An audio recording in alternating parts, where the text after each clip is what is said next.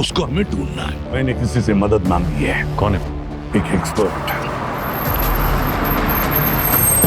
यहाँ जेल में तो एक ही एक्सपर्ट है सर, जो पिछले 3 महीने से सजा काट रहा है। टेढ़ा आदमी है, आपने कहा था। इससे मदद मांगना बहुत बड़ी गलती होगी सर। इसी दिन का इंतजार था मुझे प्रद्युमन, कि एक दिन तुम मुझसे मदद मांगने के लिए मेरे पास आओगे।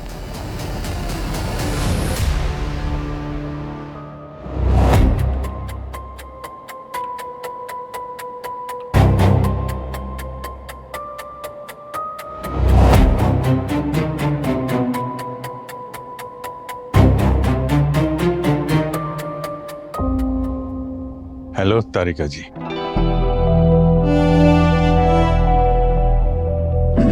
कहाँ खो गई हैं आप? क्या खोज रही हैं आंखों में? आंखों से एक फ्लूइड एक्सट्रैक्ट कर रही हूँ, विट्रस ह्यूमर। आंखों की गुस्ताखियां नजर आती हैं इसमें। आंखों की खामोशियां। और क्या कह रही हैं खामोशियां? कोई स्ट्रेस मार्कर्स नहीं, lactic acid, muscle enzymes, adrenaline, और ये सारी चीजें एक ही बात इंडिकेट करती है। मरते वक्त भी ये आदमी शांत था। There was no foul play. मतलब इसकी मौत की वजह सुसाइड ही है, मर्डर नहीं। वाह, सुसाइड है कि मर्डर, ये भी पता लगा लिया। बहुत कुछ कह देती हैं आंखें।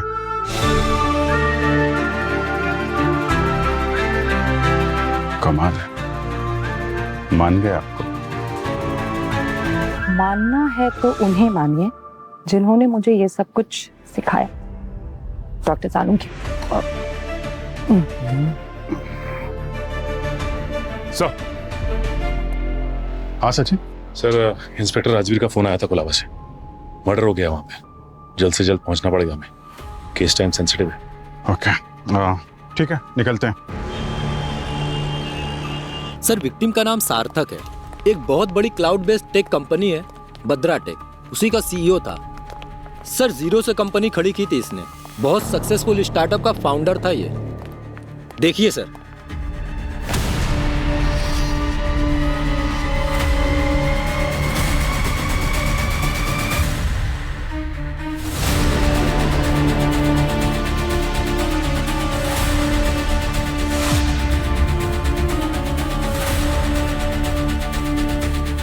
भूमि, बॉडी कैम की आइडिया तुम्हारी बहुत अच्छी है। Very good. Thank you sir.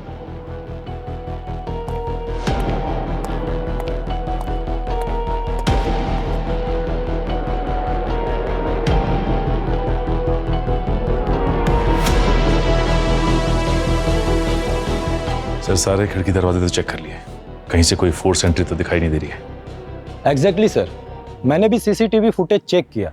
उसमें ना तो कोई घर से बाहर गया है, ना कोई बाहर से अंदर आया है। इस हादसे की खबर आपको किसने दी? सर, घर की नौकरानी ने। इसने ही सबसे पहले इन्हें इस हालत में देखा था।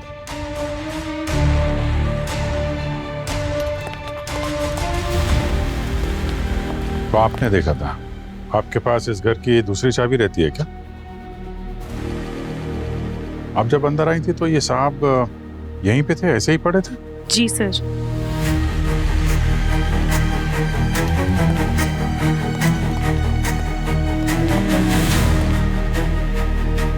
सर, जिस हाथ में गन थी उसकी उंगलियों पर वो खून की चीटें हैं क्या? राइट। और सर, गन शॉट का एंगल और ये जिस तरह से गिरे हैं उससे लगता है कि ये सुसाइड है ना? Right sir. और बाकी की इंफॉर्मेशन तो एक्सटेंसिव टेस्ट के बाद ही पता चलेगी। सर, एक बात और, सार्थक के जेब से एक चिट्ठी मिली है। चिट्ठी मिली और तुम अभी बता रहे हो? क्या है, सुसाइड नोट है? एक्चुअली ये सुसाइड नोट तो नहीं है। ये चिट्ठी एक अजीब सी पहेली है। ऐसा लग रहा है कि कोई मर्डर प्लान का खुलासा कर रहा है। आप खुद देख लीजिए। अभिजीत, देखो जरा क्या है।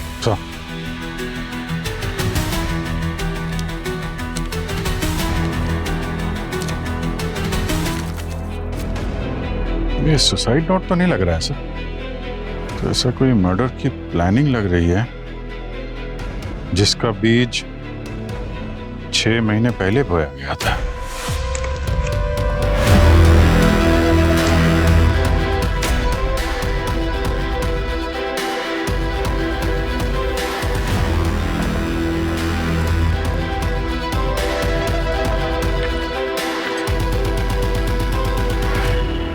सॉरी सार्थक, तुम्हारे against vote of no confidence मैंने ही प्रपोज किया था। अब तुम इस कंपनी के सीईओ नहीं रह पाओगे। Shut up! मैं लेकर आया तुम्हें इस कंपनी में, मैं। तू तो मेरा दोस्त था ना। काम डाउन सार्थक, ये गुस्सा ही तुम्हारा दुश्मन है, मैं नहीं। Calm down my foot. दुश्मन नहीं, आज दिन का सांप निकला तू। और कितने पाल रखे हैं मैंने, और तुम लोगों को क्या लगता है कि तुम लोग मेरे से कंपनी छीन लोगे? मैंने बनाई ये कंपनी, मेरी है। मेरे दिमाग, मेरा टैलेंट और मेरे रिस्क लेने की ताकत की वजह से ये कंपनी बनी है। और तुम लोग मुझसे मेरी कंपनी छीन लोगे? तुम लोगों में रत्ती भर का टैलेंट नहीं है, और तुम मेरे खिलाफ नो कॉन्फिडेंस मोशन लेकर आए। बताओ क्या प्रॉब्लम है? हम सब ने अब ये डिसाइड किया है कि इस कंपनी को नए लीडरशिप की जरूरत है। क्या प्रॉब्लम है मेरी लीडरशिप में? तुम इमोशनल हो, हद से ज्यादा इमोशनल हो। इमोशन से बिजनेस नहीं चलता सार्थक। तुम्हारी वजह से हमारे क्लाइंट बैकआउट कर रहे हैं, कंपनी स्टैग्नेंट हो गई है।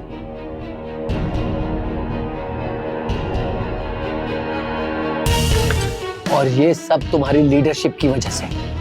एनीवेज, आप लोग ये बताइए कि कौन कौन इस मोशन के फेवर में?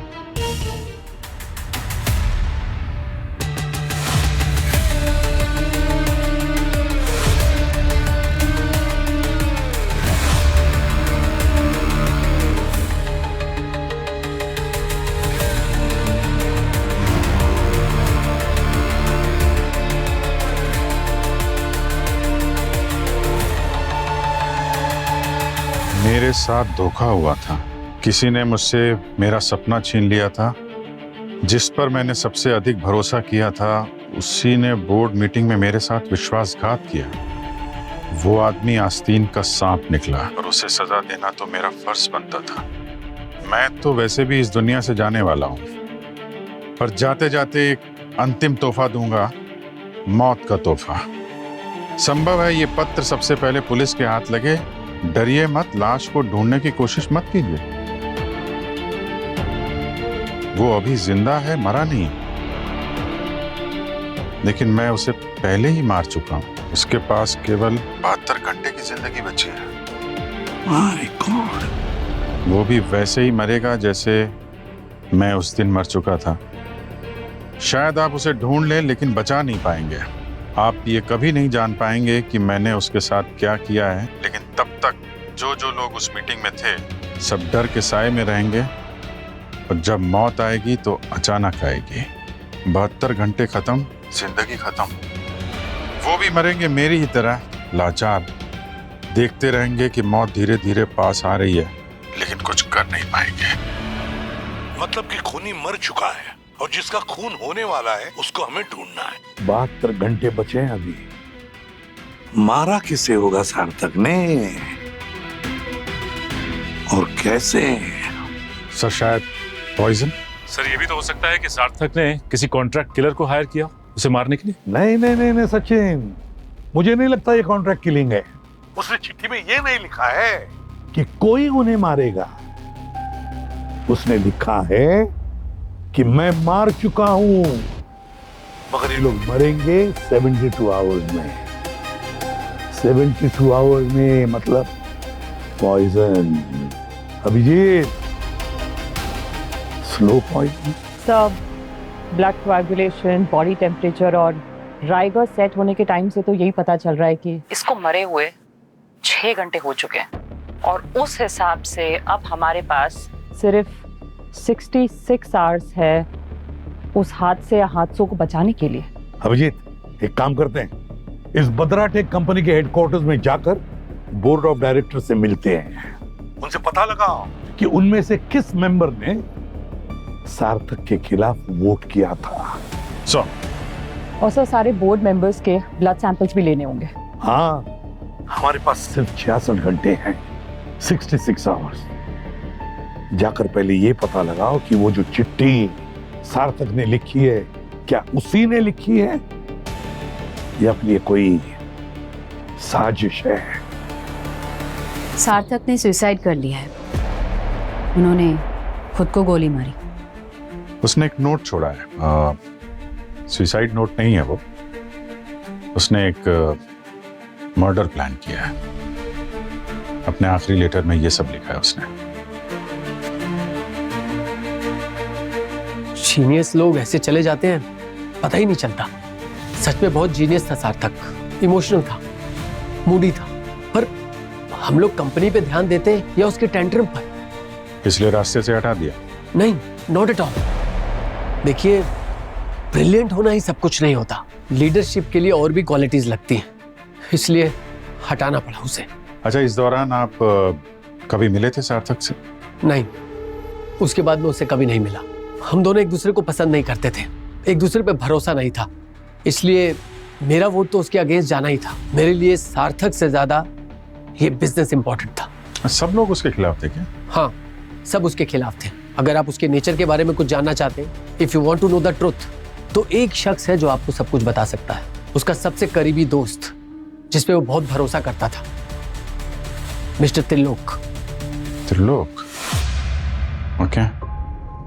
और एक बात, आप सभी बोर्ड मेंबर्स को ब्यूरो आना पड़ेगा ब्लड टेस्ट के लिए और इन्वेस्टिगेशन करने के लिए। किसी के ब्लड में पॉइजन या फिर टॉक्सिक केमिकल है या नहीं, इसकी जांच करना बहुत जरूरी है, वो भी तुरंत। देखिए, आई एम बिजी। अगर आपको इतनी अर्जेंसी है तो ब्लड टेस्ट यही रखवा लीजिए। देखिए, सार्थक के नोट के हिसाब से वो पॉइजन 72 घंटे में असर करने वाला है, और वो पॉइजन आपके ब्लड में भी हो सकता है। टाइम नहीं है हमारे पास। Blood test, urine test, stool test, न जाने कितने टेस्ट करने पड़ेंगे। और अगर आप चाहते हैं कि ये तमाशा आपके स्टाफ के सामने हो तो हम यही अरेंज करवा देते हैं। हाँ, ठीक है, आई विल गो। ओके।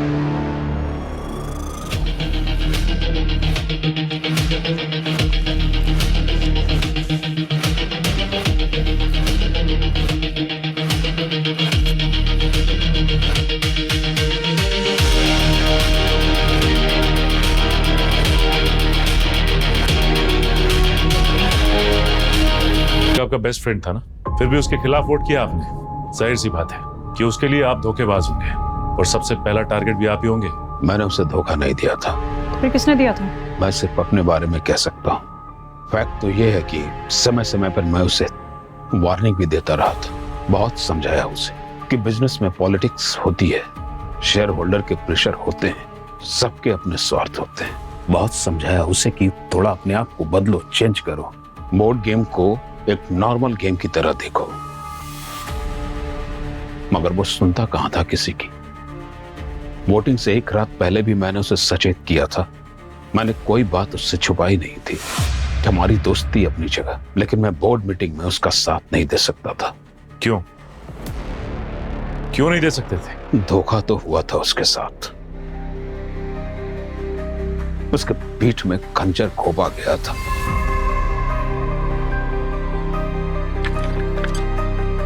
जानते हैं सार्थक को सबसे बड़ा धक्का कब लगा? जब उसके सगे चाचा मुकुंद ने उसके खिलाफ वोट किया था।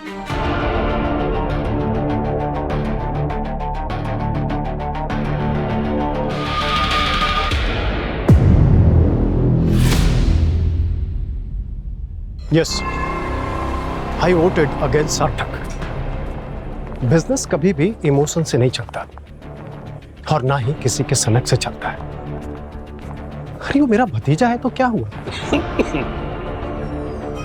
और उसके अंदर लीडरशिप की कोई क्वालिटी नहीं है। मैं उसे कितना झेलता।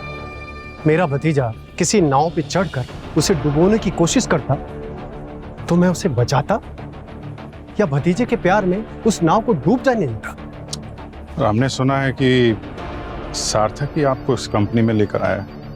हाँ, लेकर आया था, लेकिन कंपनी में ईमानदारी से काम करने के लिए लेकर आया था, ना कि उसके मूड के हिसाब से मैं चलूं इसलिए लेकर आया था। पर सार्थक को तो लगा होगा ना कि आपने पीठ पे छुरा भोंक दिया।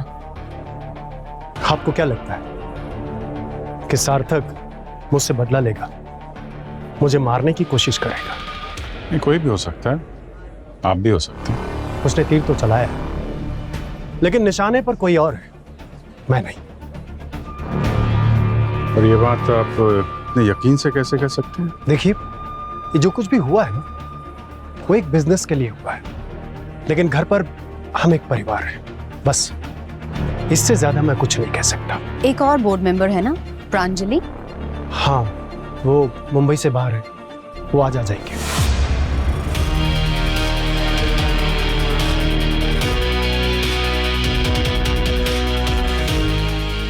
अब आप जा सकते हो। गार्गी, मेरा अंदाजा सही था, ये सुसाइड ही है। इसका मतलब उस नोट में लिखी हुई धमकी सच हो सकती है। और अब हमारे पास सिर्फ 60 घंटे बचे हैं और अब तक के सारे ब्लड सैंपल्स के रिपोर्ट्स नेगेटिव है। मैंने उन सभी स्लो एक्टिंग पॉइजन्स और टॉक्सिन्स के लिए टेस्ट किया है जिनका असर होने में 72 घंटे लगते हैं, पर रमन और त्रिलोक के ब्लड सैंपल्स में ऐसे किसी पॉइजन का कोई ट्रेस नहीं है। मेरे ब्लड में भी कुछ नहीं निकलेगा।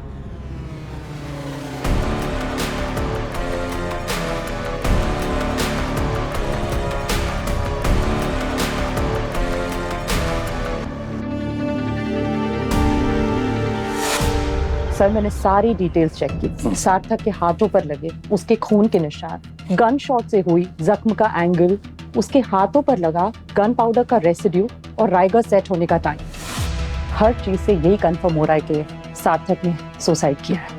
और पॉइजन के टेस्ट? सर, रमन और त्रिलोक की रिपोर्ट नेगेटिव है, उनके ब्लड में कोई टॉक्सिन्स नहीं मिले। और मुकुंद? उसकी रिपोर्ट आना बाकी है। डॉक्टर गार्गी सारे सैंपल्स चेक कर रही है। सर, कुछ पॉइजन्स के रिजल्ट्स आने में बहुत टाइम लगता है और कुछ के ट्रेसेस ही नहीं दिखते अर्ली स्टेजेस में। ऐसे कैसे हो सकता है तारिका? कभी कभी कुछ छूट जाता है हमारी नजरों से। अरे एकदम परत करून बघ ना, डबल चेक करो। It's not possible sir. क्यों पॉसिबल नहीं है? क्योंकि सर, एक एक मोमेंट कीमती है। टेस्टिंग मैट्रिक्स ओवरलोडेड है, दर्जनों कंपाउंड्स की स्क्रीनिंग हो रही है। It's very time consuming. मैं इसलिए डबल चेक नहीं कर पाऊंगी सर। सबके टेस्ट हो गए?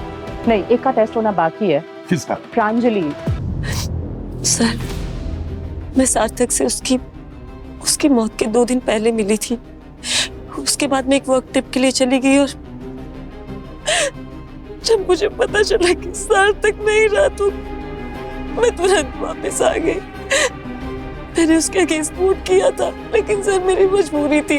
वो अजीब सा हो गया था। मैंने उसकी भलाई के लिए सब कुछ किया, एकदम स्ट्रेस में आ गया था। सीईओ की जिम्मेदारी उस पर भारी पड़ रही थी सर। रात में सोता नहीं था, एकदम चिड़चिड़ा हो गया था, अजीब सा बिहेव करता था। तो मैंने बस सोचा कि इसको इस जिम्मेदारी से फ्री कर देती हूँ ताकि वो एक अच्छी और हेल्दी लाइफ जी सके। बस इतना ही। मैं उसे कितनी बार कहती थी कि इतना स्ट्रेस मत लिया कर, हेल्थ के लिए अच्छा नहीं है, पर वो मेरी बात सुनता ही नहीं था। तो मैं क्या करती?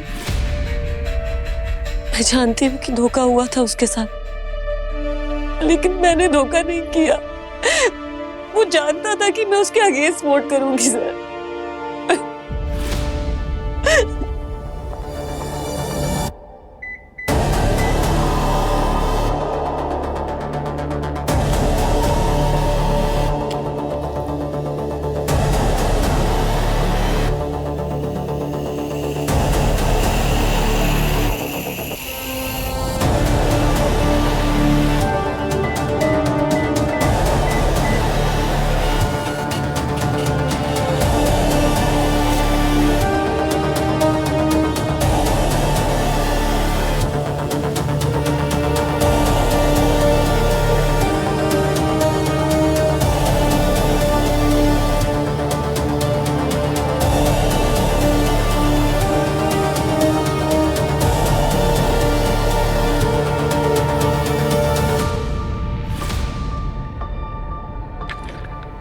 Ma'am, Tarika ma'am, ma'am please come. ये देखिए।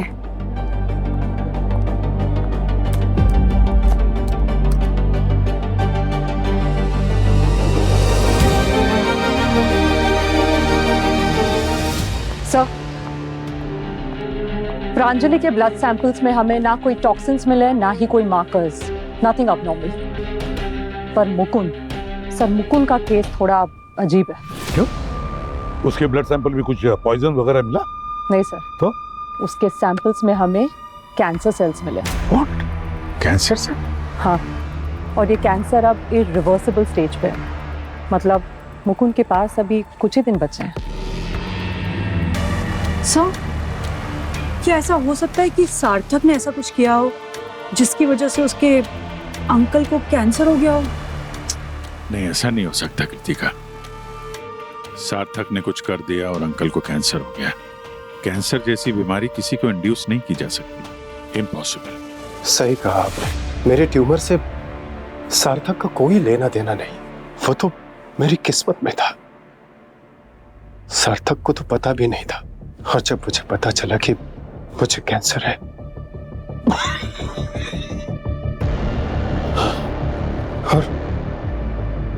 और लास्ट स्टेज का कैंसर है, इसका कोई इलाज नहीं है। बोर्ड मीटिंग से कुछ दिन पहले मेरे पास रिपोर्ट्स आ गई थी। मुझे सब कुछ साफ हो गया था कि मेरे पास क्या है और मेरे पास क्या रहेगा। कि मैंने बहुत सोच समझकर फैसला लिया था कि अपने भतीजे को अपना बिजनेस सौंपना बेवकूफी हो। बोर्ड मीटिंग के बाद हम दोनों मिले थे। मैंने दोनों बातें साफ कर दी थी, एक मेरा कैंसर और दूसरा मेरा फैसला। मुझे पता था कि एक बीमार आदमी से और अपने चाचा से वो कभी बदला नहीं लेगा।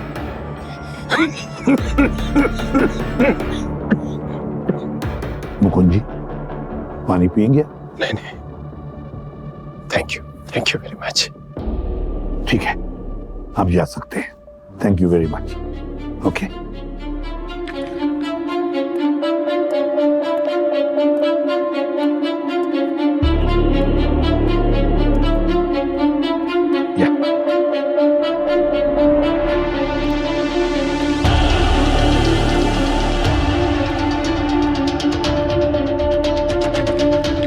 सर, अब तक किसी भी बोर्ड मेंबर के ब्लड में से जहर के ट्रेसेस नहीं मिले हैं सर। कुछ समझ में नहीं आ रहा कि ये सार्थक ने चिट्ठी में ऐसा क्यों लिखा था कि मैं तो मर चुका हूं और 72 घंटे के अंदर वो सब भी मरेंगे जिन्होंने मेरे साथ विश्वासघात किया था। काम करो सचिन, इस सार्थक के सारे फोन कॉल्स के रिकॉर्ड्स, बैंक ट्रांजैक्शंस के रिकॉर्ड सब निकालो, सब अच्छी तरह से चेक करो। छोटा सुराग में मिल जाए ना तो मजा आ जाएगा ये केस सॉल्व करने में। सर, सार्थक की ना ही माँ थी और ना ही बाप। और तो और सर, इसने शादी भी नहीं की थी। इसके अंकल मुकुंद ने पाल पोस कर बड़ा किया इसको। अच्छा, फोन कॉल के रिकॉर्ड चेक किए? हाँ सर। क्या? ज्यादातर फोन कॉल्स घर के नौकर मुन्नू को जाते थे।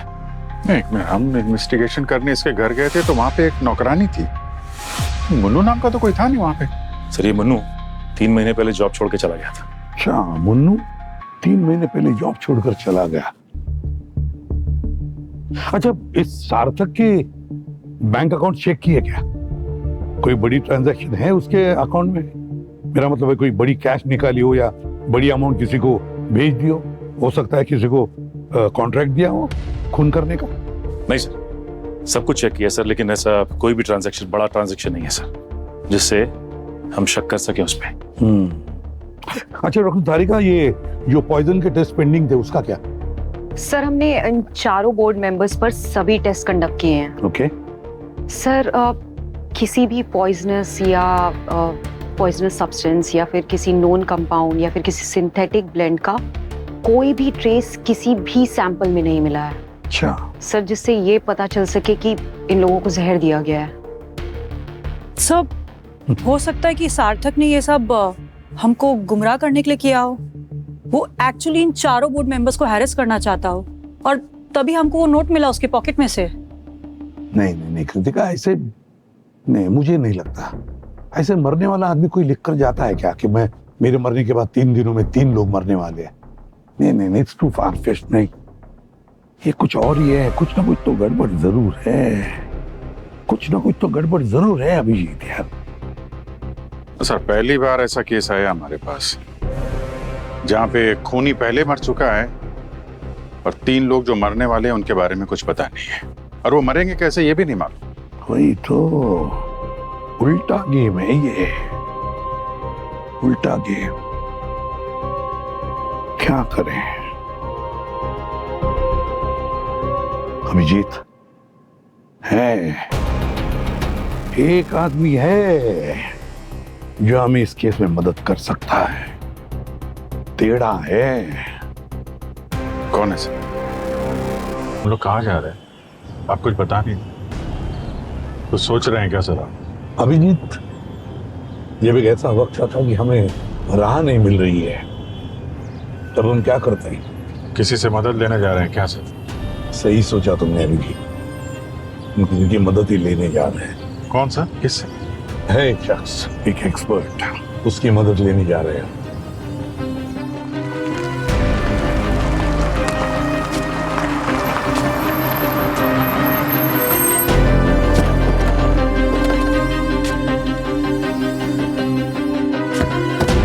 सर यहाँ पे?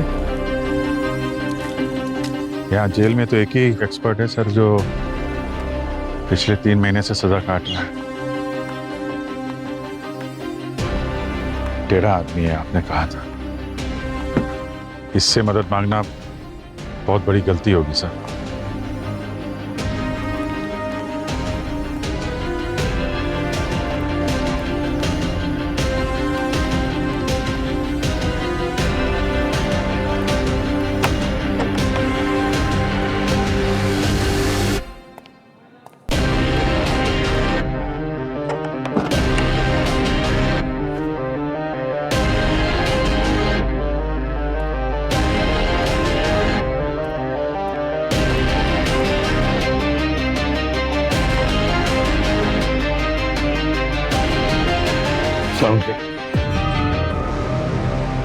दोस्ती, रिश्ते, नाते मैं मानता नहीं, मैं मानता हूं सिर्फ फर्ज। और आज ये फर्ज ही मुझे यहां पर लेकर आया है, एक मुजरिम के सामने मदद मांगने के लिए। मैं भूला नहीं हूं कि तुम्हारी वजह से कितनी जानें चली गई है, लेकिन आज मैं यहां आया हूं एक जान बचाने के लिए। मैं दीवारों से बात नहीं कर रहा हूं सालुंके, मेरा एक एक पल कीमती है। अच्छा, तुम्हारे लिए तुम्हारा एक एक पल कीमती है, और मेरे वक्त का क्या पूछोगे नहीं? कैसे एक एक पल बिताया है मैंने इस 4 दीवारी के अंदर। जुर्म की सजा मिलती है सालुंके। कौन से जुर्म की सजा प्रद्युमन? सीआईडी की मदद करने के जुर्म की सजा? मेरे पास वक्त नहीं है बहस करने के लिए। तुम मत करो ना बहस, आओ हिसाब कर लेते हैं। करोगे हिसाब अभी की अभी? बताओ, कब कब इस सालुके ने तुम लोगों की मदद की है? कभी दोस्ती के नाते, कभी फर्ज के नाते, और बदले में मुझे मिला क्या? है जेल, सजा, बदनामी। और उसके बाद भी तुम सोचते हो प्रद्युमन कि मैं तुम्हारी मदद कर दूंगा? क्या रिश्ता है मेरा तुम्हारे से? रिश्ता क्या है? मैं एक गुनहगार मुजरिम और तुम एक वफादार सीआईडी ऑफिसर। हैं? दोस्ती वफादारी का हिसाब हम बाद में करेंगे। अभी क्यों नहीं? क्योंकि किसी की जिंदगी और मौत का सवाल है। तो उसके लिए है ना तुम्हारे पास तुम्हारे काबिल जिम्मेदार सीआईडी ऑफिसर। हाँ, मेरे सभी ऑफिसर्स काबिल है। तू भी तो एक सीआईडी ऑफिसर था, काबिल, दुनिया का सबसे बेस्ट फॉरेंसिक सर्जन। और इसीलिए मैं तेरे पास आया हूँ मदद मांगने के लिए। खत्म हो गया वो एक्सपर्ट डॉक्टर सालुके, खत्म हो गया उसी वक्त जब मुझे तुम्हारे खून के जुर्म में यहाँ बंद कर दिया गया सलाखों के पीछे। और देख नहीं रहे हो Pradyuman, I am on holiday, देख नहीं रहे? ये 4 दीवारी पर पेंटिंग देख रहे हो? देखो कितनी खूबसूरत पेंटिंग है। ये 2 एसी, ये डबल बेड, ये चेयर, ये टेबल। I am enjoying.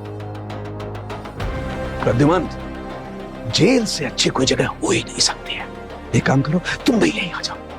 और अगर मैं गुनहगार हूं ना प्रद्युमन, तो तुम भी बराबर के गुनहगार। ये तुम्हारे सीआईडी ऑफिसर, ये भी उतने ही गुनहगार है। और वैसे भी मेरे बिना तो तुम्हारा कोई काम चलता नहीं है ना। तो एक काम करो, पूरी की पूरी सीआईडी टीम को लेकर के यहीं आ जाओ, हेडलाइन बनेगी। हाँ, पूरी सीआईडी टीम जेल में। पढ़ लेना। नहीं पढ़ूंगा, मेरा कोई इंटरेस्ट नहीं है फॉरेंसिक साइंस में। तो तुम्हारे इतने बुरे दिन आ गए प्रद्युमन कि तुम एक गुनहगार से मदद मांग रहे हो।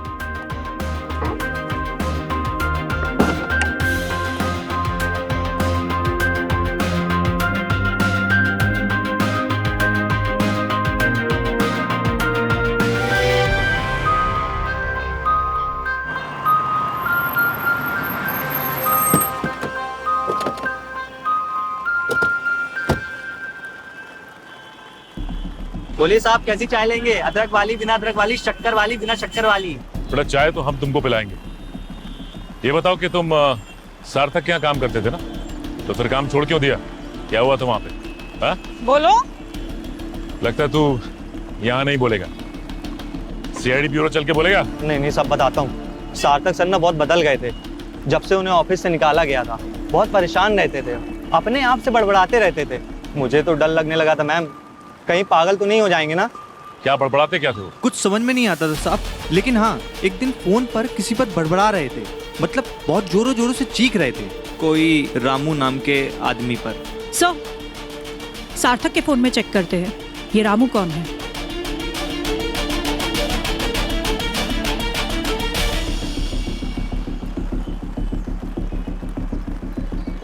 हेलो,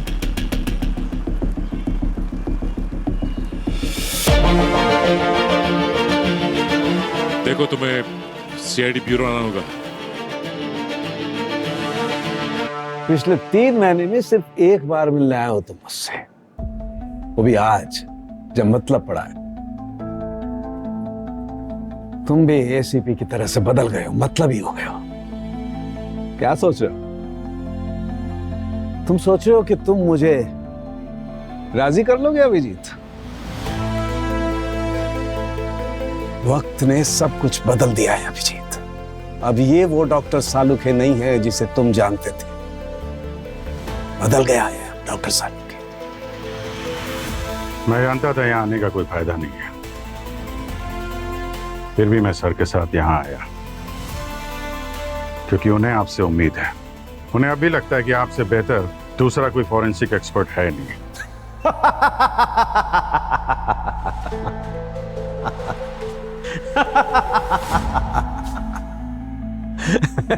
एसीपी साहब को लगता है कि मुझसे बेहतर दूसरा कोई फॉरेंसिक एक्सपर्ट नहीं है। क्यों? मतलब पढ़ा तो मैं फिर से जीनियस हो गया? कैसे? मैं तो मुर्दों की चीर फाड़ करने वाला एक मामूली डॉक्टर हूं ना, बस। मैं क्यों मदद करूं तुम्हारी अभिजीत? ये आप ही का नंबर है ना? जी। और आपका नंबर सार्थक ने रामू के नाम से सेव किया है। हाँ, वही एक था जो मुझे इस नाम से पुकारता था, रामू। पर तब तक जब तक हमारे बीच में रिश्ता अच्छा था। अच्छा रिश्ता था। वो बुरे रिश्ते में कब बदल गया? घमंड हो गया था उसने, और हमारे बीच में दूरियां बढ़ गई थी, इसलिए मैंने भी उससे डिस्टेंस बना लिया था। आपके फोन रिकॉर्ड्स बता रहे हैं कि आप दोनों में 3 महीने पहले बातचीत हुई थी, और ये बात मुझे घर के नौकर मुन्नू ने भी बताई। हाँ, एक बार कॉल आया था उसका, थोड़ी देर के लिए। अच्छा, तो फिर ये बात हमसे क्यों छुपाई? छुपाया नहीं सर, याद नहीं रहा होगा। याद नहीं? और क्या बात हुई थी आप दोनों के बीच? वो चीख रहा था मेरे ऊपर, कह रहा था कि इस कंपनी का सीईओ वही है, हर जगह उसी का नाम होना चाहिए।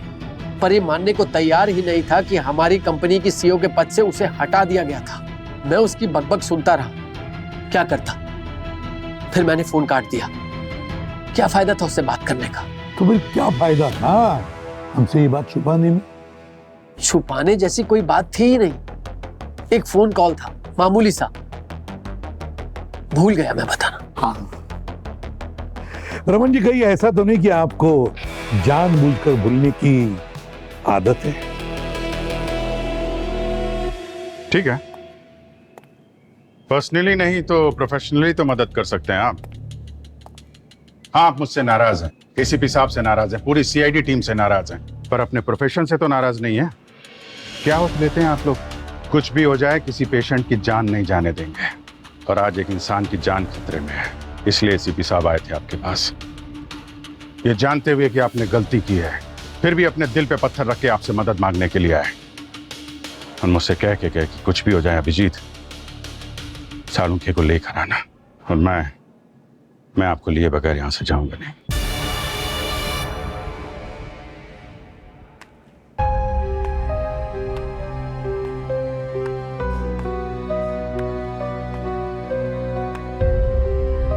कितना भरोसा करते हो अपने एसीपी साहब पर, तो भूल गए? अभिजीत, तुम भूल गए यही एसीपी प्रद्युमन थे जिसने तुमसे तुम्हारा बैज और तुम्हारी गन छीन ली थी, तुम्हें गुनहगार साबित कर दिया था। और तुम्हें बचाया किसने? डॉक्टर सालुंखे ने। दया को भी उन्होंने ही गुनहगार साबित किया था और मैंने दया को बचाया था। आज मैं गद्दार हूं, लेकिन एक बात हमेशा याद रखना, एसीपी प्रद्युमन हर वक्त रंग बदलने वाला गिरगिट। आज मैं यहां पर हूं, कल तुम यहां पर होगे अभिजीत।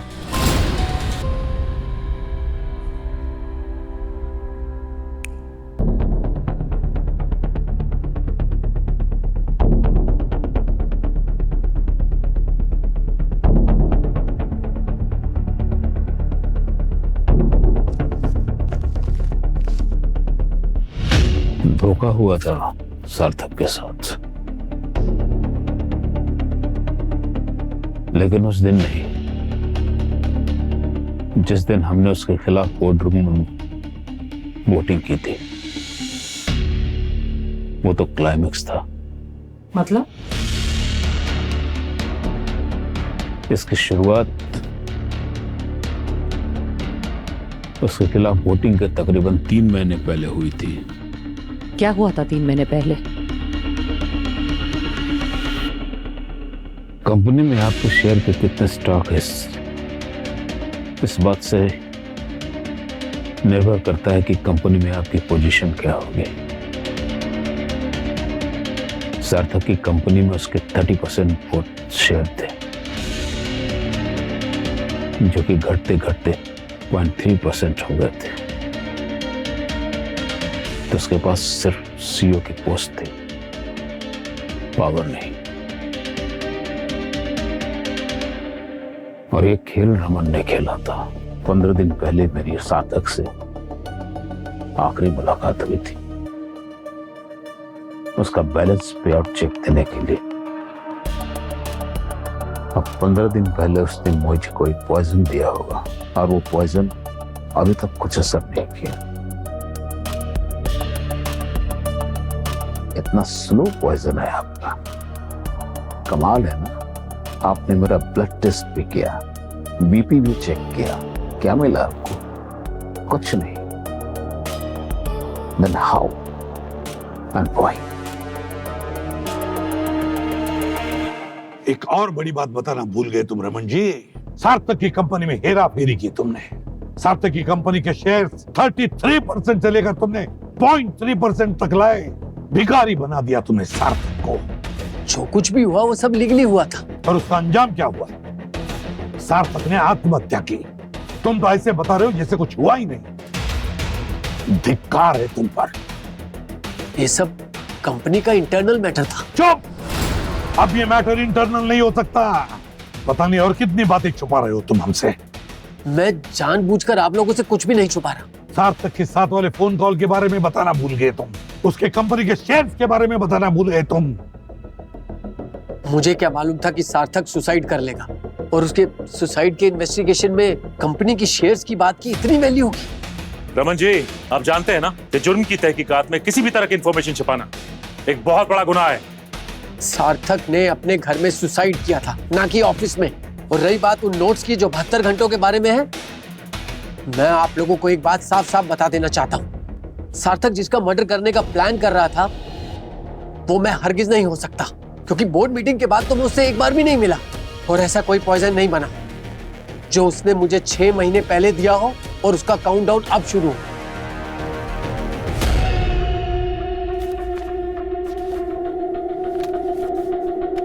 तो त्रिलोक सार्थक से 15 दिन पहले मिला था और वो प्रांजलि उसके मौत के 1 दिन पहले। ये 2 ही सार्थक के विक्टिम्स हो सकते हैं, पर अभी तक कोई ऐसा क्लू हाथ ही नहीं लगा है जिसके बेसिस पर हम ऐसा कह सकें।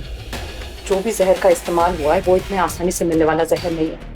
अगर होता तो अब तक के हमारे इतने सारे टेस्ट में उसके कोई ना कोई ट्रेसेस तो दिख ही जाते।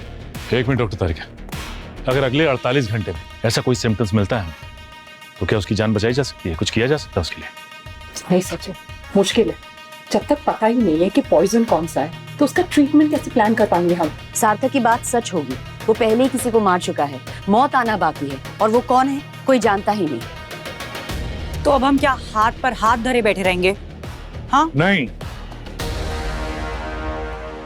हम हाथ पर हाथ धरे नहीं बैठेंगे। मैंने किसी से मदद मांगी है। किससे मदद मांगी सर? कौन है वो? एक एक्सपर्ट है आपकी। जब भी कभी हम पे मुसीबत आती, आरोप लगते हैं, वो तो हाथ झाड़ के चल देते हैं। कभी मदद की है, बचाया तो आपने बचाया, उन्होंने कभी नहीं। कभी दया पे उंगली, कभी मुझ पे उंगली। सही कह रहे हैं सर आप। आज आप यहाँ आए, कल हम में से कोई भी हो सकता है यहाँ पे। अभिजीत, एक बात अच्छी तरह से समझ लो, एसीपी प्रद्युमन कभी किसी का दोस्त हो ही नहीं सकता है। वो सिर्फ मतलब का दोस्त है। मतलब है तो उसे इंस्पेक्टर याद आएंगे, मतलब है तो फॉरेंसिक याद आएगा, वरना कोई फॉरेंसिक नहीं, कोई इंस्पेक्टर नहीं, कुछ नहीं। लेकिन मुझे तो याद है ना सर, आपने कितने केस सॉल्व किए थे। एक एक केस याद है, आपके बगैर सॉल्व नहीं होता सर। वो रेवा का एसिड मर्डर केस सर, हाँ, आपने पता किया था सल्फर डाइऑक्साइड कैसे और कहां छुपा के रखा हुआ है। एग्जैक्टली। हम लोग तो घूम रहे थे इधर उधर, और बदले में मुझे मिला क्या? प्रेस कॉन्फ्रेंस में सारा नाम लूट लिया एसीपी प्रद्युमन ने। और मेडल लेते वक्त याद नहीं आया कि कोई फॉरेंसिक एक्सपर्ट भी है जो उसकी मदद करता है। सर आप डॉक्टर सालून को इस केस में इन्वॉल्व कर रहे हैं सर, जिसने आपको धोखा दिया, हम सबको धोखा दिया सर, पूरी सीआईडी टीम को धोखा दिया, जिसकी वजह से हम आज तक अंधेरे में थे और अपनी टीम में गद्दार ढूंढ रहे थे सर। और उन्हीं की वजह से हम आपस में एक दूसरे से दूर होने लगे थे। और ये जो कुछ भी हुआ सर, डॉक्टर सालून की वजह से हुआ। पता है मुझे सचिन, मगर इस वक्त मेरे लिए ये केस बहुत इंपॉर्टेंट है। बहुत सारे लोगों की जान को खतरा है। सालुंके ने पहले जो कुछ भी किया होगा वो अपनी जगह, और सालुंके इस वक्त क्या कर सकता है वो ज्यादा मायने रखता है। कोई फायदा नहीं है सर। जिस सालुंके से आप मिलके आ रहे हैं वो ये केस सॉल्व नहीं कर सकता। लेकिन मुझे आपके एक एक केस याद हैं सर, एक एक केस याद हैं जो आपने सॉल्व किया है। वो अपना ठाणे टनल आर्सेनिक केस, और वो 3 डायमंड वाला जो ग्लास वॉश था ना सर, आप नहीं आता तो सीआईडी को कभी पता नहीं चलता कि खूनी कौन है। और एक बार तो वो डीएनए से आपने तस्वीर बना दी थी। अरे वो टेक्निक सिर्फ मुझे मालूम है और किसी को मालूम ही नहीं है। Correct correct. और वो कैंसर ड्रग, वो कैंसर वाला ड्रग जो था ना सर, वो क्या नाम था ड्रग का सर? वो अरे छोड़ो, तुम्हें क्या याद रहेगा। वो हाँ, वो ड्रग का नाम, चलो किसी और केस की बात करते हैं, छोड़ो। Lonavala Prabha oil furnace case sir. Yes yes, वहां तो फंस गए थे हम लोग। हाँ, मैंने निकाला तुम्हें, है? और बड़ी मेहनत करनी पड़ी उस केस के लिए। मुझे अकेला था, कोई साथ देने वाला नहीं था। तारिका भी बीमार थी, छुट्टी पे गई हुई थी। हाँ, तारिका, हाँ वो भी बीमार हो गई थी। हाँ करेक्ट करेक्ट। मैंने पता लगाया खूनी कौन है तो पकड़ा गया। डॉक्टर सालुके इज ग्रेट यार। मानता हूं सर, मैं मानता हूं। मैं doctor Saluke is great. Doctor Saluke से जीनियस कोई है ही नहीं sir. Doctor Salunkhe is great. Thank you Abhijeet. मैं आपकी नहीं, डॉक्टर सालुंखे की तारीफ कर रहा था। मतलब ये कि तुम डॉक्टर सालुंखे हो ही नहीं। डॉक्टर सालुंखे कभी ड्रग का नाम नहीं बोलते हैं। क्या बात करें। रही बात लोनावाला की ना, वहाँ तारिका नहीं डॉक्टर सालुंखे बीमार थे। डेंगू हो गया था, 1 हफ्ते तक हॉस्पिटल में थे। हम लोग वहाँ लोनावाला में फंसे थे 3 दिन। वो केस डॉक्टर तारिका ने सॉल्व किया था, सालुंखे ने नहीं। मैं कुछ और समझा था।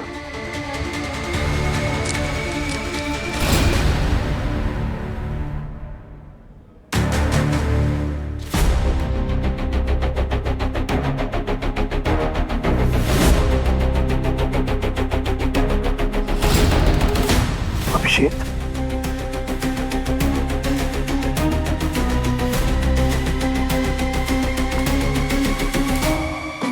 अगर जेल में जो आदमी है वो सालुंखे नहीं है, तो फिर असली सालुंखे कहाँ है?